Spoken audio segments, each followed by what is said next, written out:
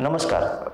मी doctor Prashant बुबाटे, Kokilaben Dhirubhai Ambani hospital मुंबईवरून तुमच्यासोबत pulmonary hypertension किंवा फुफ्फुसाच्या जे रक्तदाब असतं ते रक्तदाब वाढल्याच्या आजाराबद्दल काही महत्त्वाच्या गोष्टी ह्या व्हिडिओद्वारे शेअर करू इच्छितो. पल्मोनरी हायपरटेन्शन हा एक गंभीर आजार आहे. ह्या आजारामध्ये फुफ्फुसाच्या धमन्या असतात, त्या धमन्यांचं प्रेशर वाढतं आणि त्याच्यामुळे राईट साईडचं हार्ट आहे त्याच्यावरती प्रेशर येतं आणि मग हार्ट फेल होतं. या आजारामध्ये सडन डेथ किंवा सडन मृत्यू होण्याचे पण चान्सेस असतात.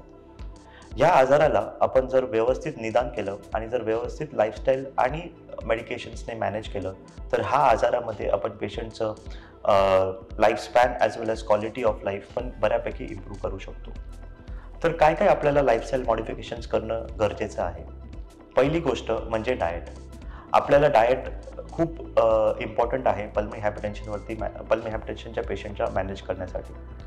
ताजी फळं, भाज्या, साबूत धान्य हे खाणं खूप इम्पॉर्टंट आहे.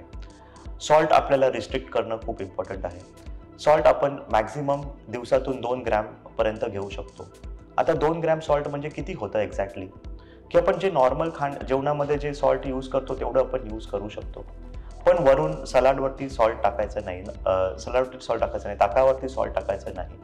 किंवा जे काही खाद्यपदार्थ आहेत ज्याच्यामध्ये सॉल्ट जास्त असतं, जसं लोणचं आहे, पापड आहे, चिप्स आहे, भुजिया आहे, जे बेकरी प्रोडक्ट्स आहेत जसे खारी आहे, टोस्ट आहे, बटर आहे, ब्रेड आहे, ह्या सगळ्या गोष्टी आपल्याला अवॉइड करणं खूप इम्पॉर्टंट आहे. जे बाजारातलं जंक फूड आहे जसं पिझ्झा आहे, बर्गर आहे, ह्याची पण मात्रा आपल्याला सिग्निफिकंटली कमी करणं खूप इम्पॉर्टंट आहे.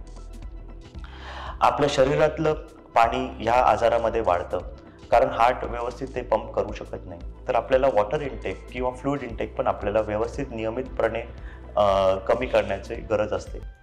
ऑन ॲन ॲव्हरेज दिवसातून फक्त 1.5 ते 2.5 लिटरच पाणी आपण घ्यायला पाहिजे.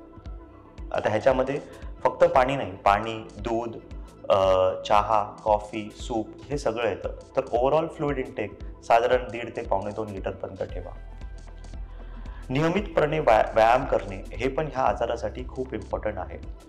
आपला व्यायाम जो आहे तो माइल्ड किंवा मॉडरेट डिग्रीचाच असायला पाहिजे. सिव्हिअर डिग्रीचा व्यायाम आपण करून ह्याच्यामध्ये चालत नाही. तर ह्याचा अर्थ माइल्ड किंवा मॉडरेटचा अर्थ काय असतो, की सिम्पल एक्झरसाईज असतं जसं वॉकिंग. सकाळी मॉर्निंग वॉकला जायला सुरुवात करणं हे खूप इम्पॉर्टंट आहे. पहिला 15 मिनिटापासून चालू करा आणि मग प्रत्येक आठवड्यातून 5-5 मिनिटं हे व्यायाम आहेत ते वाढवत जा till you reach around 40 to 45 minutes. बाकीचे जे 10 ते 15 मिनिटं आहेत ते तुम्ही योग, प्राणायाम, स्ट्रेचिंग एक्झरसाइजेस हे करू शकता.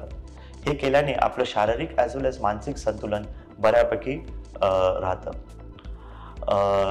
स्मोकिंग किंवा धूम्रपान करणे हे आपल्याला कम्प्लिटली अवॉइड करणं गरजेचं आहे. पेशंटने आणि पेशंटच्या नातेवाईकांनी पेशंटच्या आसपास कधीही स्मोकिंग करायला नाही पाहिजे. धूम्रपान करण्याने आपल्याला जे फुफ्फुसं आहेत त्याला ऑलरेडी जो इजा झालेली आहे त्याच्यामुळे अजून त्याच्यामुळे पेशंटला हा त्रास होऊ शकतो. सिमिलरली अल्कोहोल इंटेक किंवा दारू पिणे पण आपल्याला अवॉइड करणे खूप इम्पॉर्टंट आहे. ह्या आजाराचं जर आपण व्यवस्थित नियमितपणे आपल्या लाईफस्टाईलमध्ये जर मॉडिफिकेशन केलं आणि जर आपण मेडिसिन्स व्यवस्थित घेतले in consultation with a doctor आणि आपल्या डॉक्टरांशी व्यवस्थित आपण नियमितपणे फॉलोअप करत राहिलो तर ह्या आजाराला आपण बऱ्यापैकी कंट्रोल करू शकतो आणि पेशंटचं क्वालिटी आणि क्वांटिटी ऑफ लाईफ हे दोन्ही आपण ह्याच्यामध्ये वाढवू शकतो. थँक्यू.